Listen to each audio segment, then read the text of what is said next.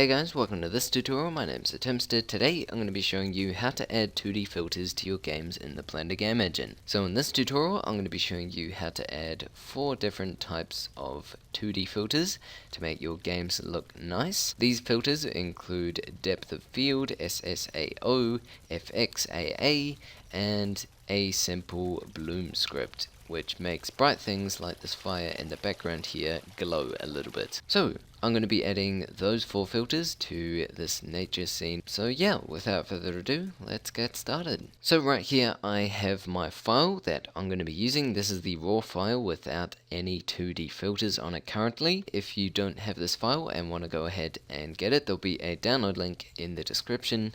I did make it a while ago, I think about a year. But that is quite far down in my videos, so either way there'll be a download link in the description if you want to go ahead and get that. Otherwise this is easily as applicable to your own games. Now currently, as you can see, we have fog put in, and it's put in using planes, but the problem with that is that the depth of field script looks how far away an object is before deciding what to blur. Now if we have fog put through our level using planes, like so, then our depth of field script is constantly going to get stuck until you move through the plane, at which point it will move to the next plane. So that is one thing we can't do, and that is basically just using fog in the first place. So unless you're going to use it in the mist tab, that's fine. But just my little hack here for trying to create nice looking fog isn't exactly going to work in this scenario. So what I'm going to do is I'm going to quickly try and select all this fog and move it to layer 2.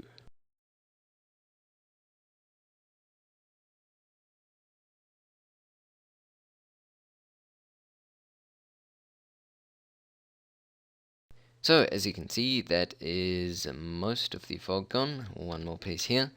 Basically I left these like outside parts in because they aren't really going to change the depth of field at all. They are quite far away from the player in the first place, so these outer edges of fog are fine. Just the ones that the player can get close to will have an effect on how this works. So the first thing I'll be doing is making these objects look like they belong there.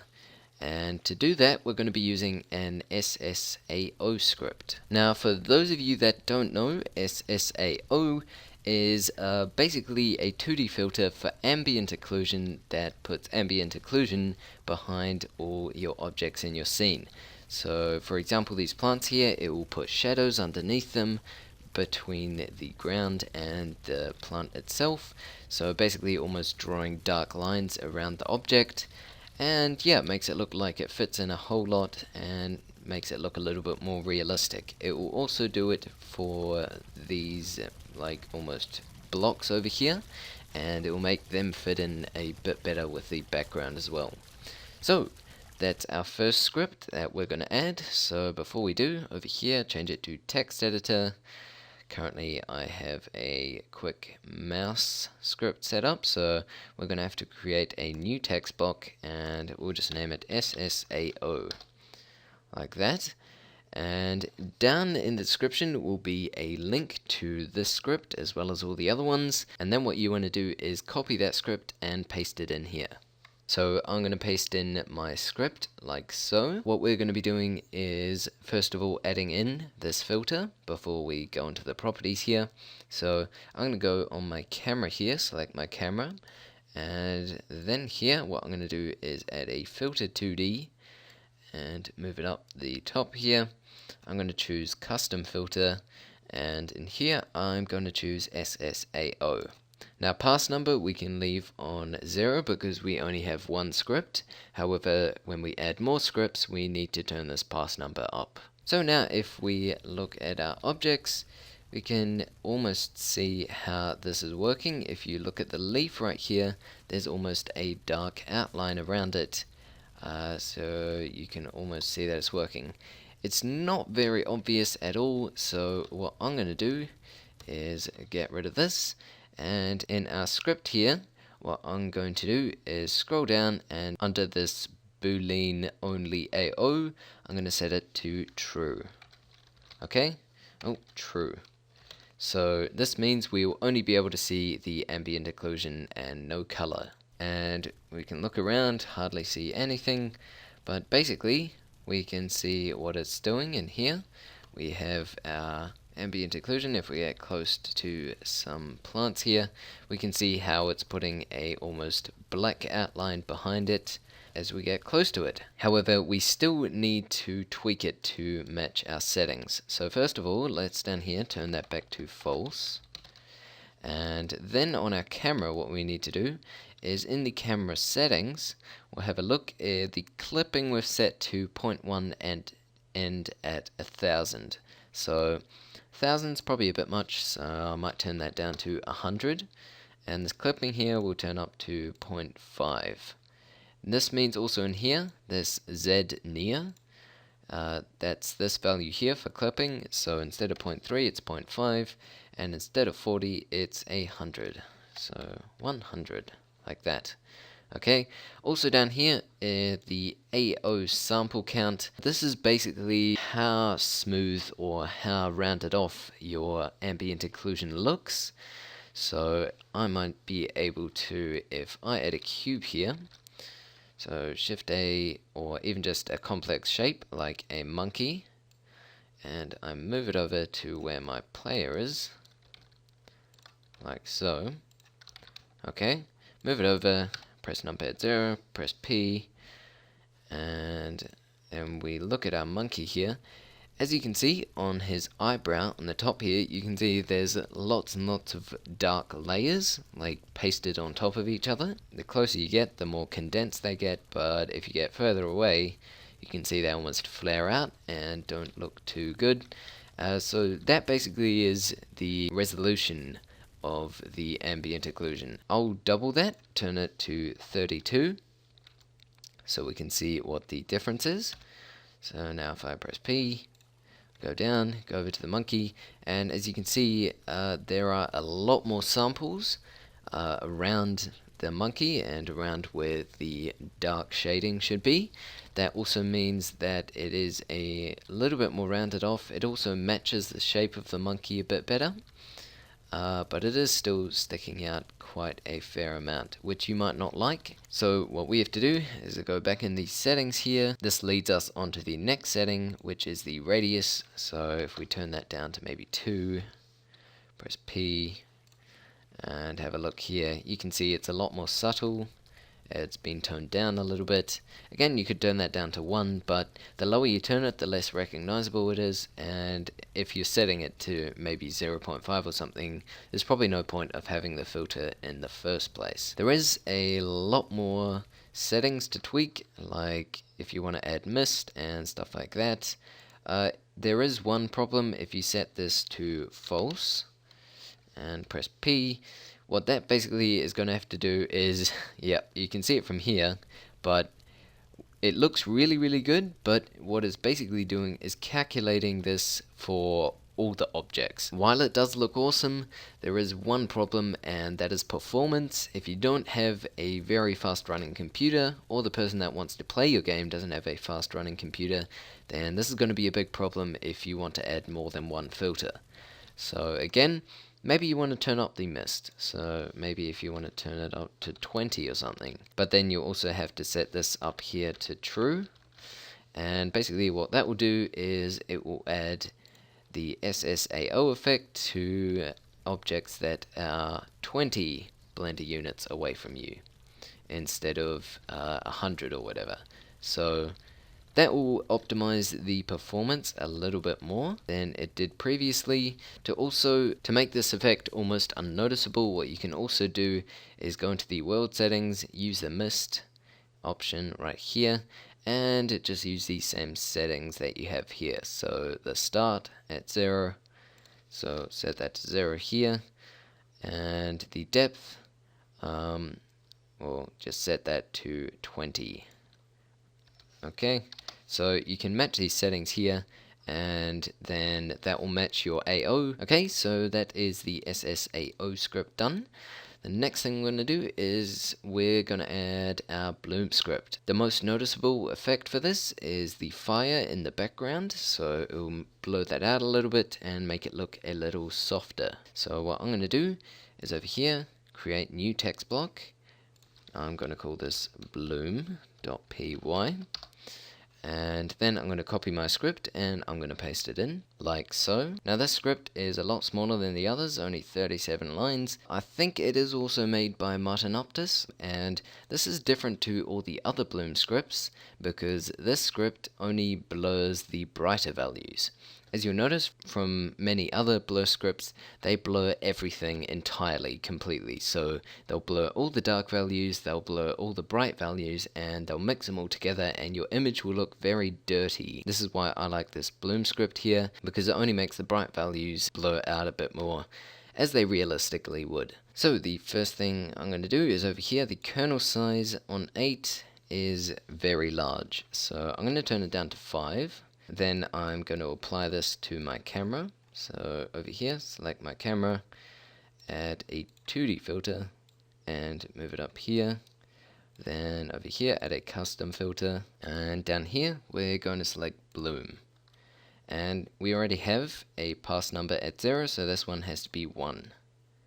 So minimize both of those.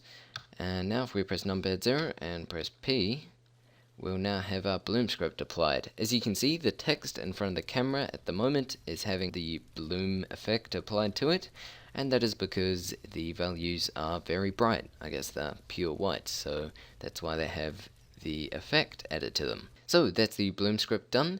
Again, this is quite a dark map, so it's not a very good example of using the bloom script, but if you have proper sunshine or any sort of fairly bright light, this will definitely show up. At the moment, 5 is fairly large. Realistically, or by default, it's set to 3, so maybe you want to experiment with that. Basically, the kernel size is like the SSAO, so if I go over here, and you can see how far out it reaches around the object, so that is basically what the kernel size is. So like the radius of the ambient occlusion, the kernel size is how far out your bloom script reaches around the object it's blurring. Okay, these two you don't really need to edit, but you can if you want to. This is the offset for brightness, so I think by default that's 0.75. Again, that goes hand in hand with this threshold here. This is basically how bright a pixel has to be before it has the bloom applied to it. So as you can see here, these pixels are pure white, so they'll have this applied to it. If you want to have less pixels that are blurred, turn this threshold up. So maybe 0.7, 0.7 or something.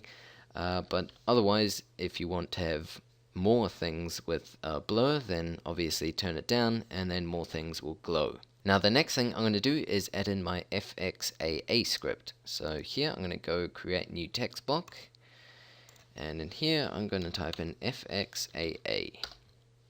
Then I'm going to copy my script, and then I'm going to paste it in. And as you can see, fairly large script, 100 lines. Basically, if you've played any big games, you'll notice that in the graphics settings, there will always be an anti-aliasing option. So if we go to our render settings here, we also have anti-aliasing samples over here, and that go all the way to times 16. This is not a very fast method of doing it, so I highly recommend you don't use these settings here. Fairly slow considering also how old the game engine is, so I highly recommend using this script instead. It's very effective and very performance friendly. Now at the moment you probably can't really see how this works, so first of all what I'm going to do is add in my filter 2D, put that in, add my custom filter, and in here I'm going to choose FXAA. Now this anti-aliasing script, basically what it does is, as you can see here, if you look closely, this letter here is fairly pixelated. Even just if we look at the background here, it's fairly pixelated around the texture. So we'll scroll in on a texture like this that is fairly pixelated. as you can see around the edges. So maybe if I go around here, now before I press B, I need to add my pass number again to make sure it works. So this is going to be number 2. And so now, wait, if I turn this off here and press P, and we can see what it looks like. Fairly edgy around the edges, nothing smooth. And so now if I join this in and press P, then look at the edges, and they've been smoothed out nicely. So that's basically how FXAA works. It smooths them out, but very, very subtly and only to the rough edges. So while it might not be extremely obvious, it is definitely important if you want to have a nice overall smoothing look to your game. So again, highly recommend you use this instead of the inbuilt system here. And so now what we're going to do is add in our last script, which is the depth of field.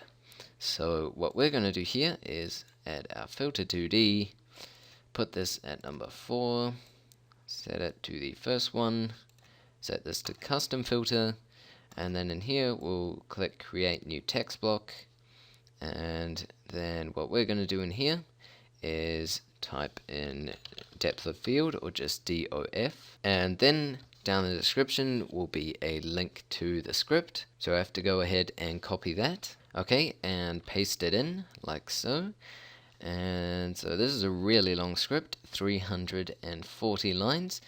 If we go all the way up to the top, again, we can see it's made by Martin Optus. He's made quite a few really nice shaders for the Blender game engine.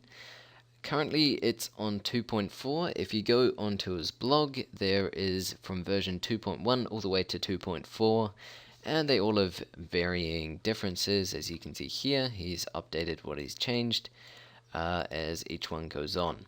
Now, there is a difference between 2.3 and 2.4. The main reason is that he has removed the range value, and he has replaced this with a n depth of field start, n depth of field distance, and then a start and a distance as well. This is a lot harder to work with, especially if you're doing it manually. So if you turn this over here to true and you want to manually tweak all these values, it's pretty hard to do. This over here, these rest of these settings are fine to work with, but this here is a little bit confusing to start out with. So instead of using this, I'm going to be using the automatic method. And to do that, we need to add some properties to our camera. So first of all, if we scroll up here, we have the properties we need. So focal depth here is the focal distance in meters, but you may use autofocus option below. So we can't use both, we use either or. Now autofocus, if we scroll down, is down here, and basically just autofocuses the camera for us, so whatever object is closest and you're directly looking at it. So what I'm going to do is turn that to true. I don't really have my own auto-focusing script, so that's fine for me. And then what I'm going to do is over here we have the focal length in millimeters. So this right here we need to add a property for, so to the camera with the same object that has the depth of field script. So we'll put it in here. So on the camera what we're going to do is add a game property. Make this a little bigger. Here it says it has to be a float, so leave that on float, and it's going to be the focal length. So focal length with a capital L. So you have to spell it here is exactly as you've spelled it down here. Okay, and we'll just press the I here. And then what we also need is our f-stop right here. So another property, type in f-stop, and that is also a float. Now this boolean here shows us how the focus works. So as you can see, it will draw a red line with the focal pointers and a green line between the range. We don't really need a debug as such. We don't really need to see at the moment whether it's affecting anything, so I'll just leave those settings for now. Also, what you have to look at is this near and far value here. You have to make sure that matches your camera settings as it is down here. Then what we have to do is set up our properties here. So focal length, really depends on maybe what lens you're trying to simulate. But for example, the human eye relaxed is around 17. So maybe if you want to do 15, that will be okay. Basically, what this is how close you get to an object before it blurs it out. So right here, just for example, if I make it 20, make the f-stop about 2, press numpad 0, press P, and we go all the way over here, and I go and look at, say, one of these posts here.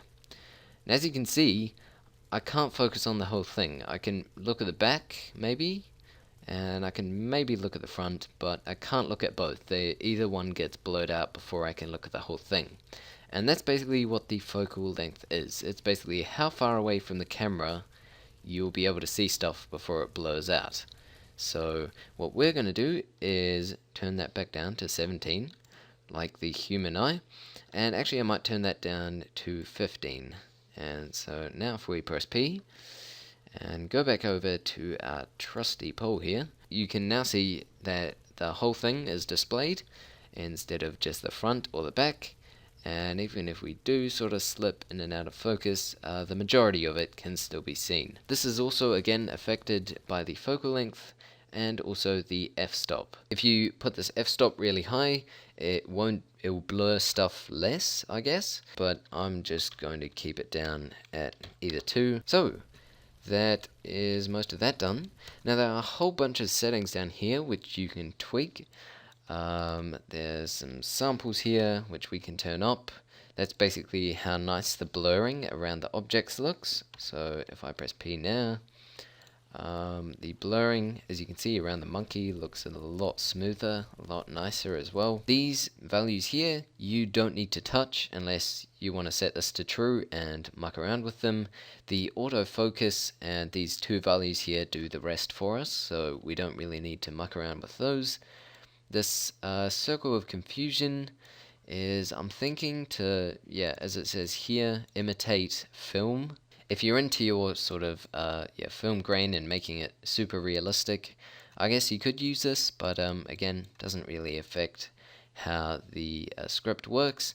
Over here we have vignetting. Basically what that does is makes the screen darker. So if I press P right now, you can see the edges of the screen are darkened quite a bit. So over here, if I change this to false, like that, and press P, you'll notice that it's a lot lighter and it looks a lot nicer. Again, it depends what mood maybe you're trying to show with your game. So maybe if it's a fairly dark game, you want the lights to stand out a lot more, you might set this to true. And then you might also change these values here. Over here we have our maximum blur, so how much our values can, or background objects can get blurred. So if we turn this up to something crazy like 10 and press P, then the text is already showing what it's doing, but basically the monkey is one big blue blob. So again, this is just like turning the f-stop value to 0.04. It does not look very good, and it is an extreme, and it's not recommended unless you're specifically using it for an effect in a game. So try keep this around 2, maybe 3 at the maximum, but otherwise don't be scared to go down and turn this down a bit more. Then moving on, over here is the float threshold. Now this map here isn't a very good example, but basically what this is how much it blurs out lights in the background. So this highlight gain is how bright it makes them once they're blurred out and you're not looking at them. And this threshold here is how bright they have to be before we get awesome effects applied to them and stuff like that. So it's sort of hard to demonstrate on this map here, but I'm sure if you have a map with some fairly bright lights, you'll be able to see what goes on there. Again, over here we have a bokeh, or whatever it is, effect down here. I think that ties in with this over here as well. And we also have a fringe. This is chromatic aberration, which means that we don't need an extra script. However, this chromatic aberration I find is a little bit darker. Basically, as you can see in the background, we have some blue and some red all over the place. And if I look at something close like the monkey, and you look at the skyline in the background, you'll see there's some chromatic aberration going on there. Noise, not something you really need to change. This Boolean depth blur is fairly important, so I'm actually going to set this to true so we can see what it does.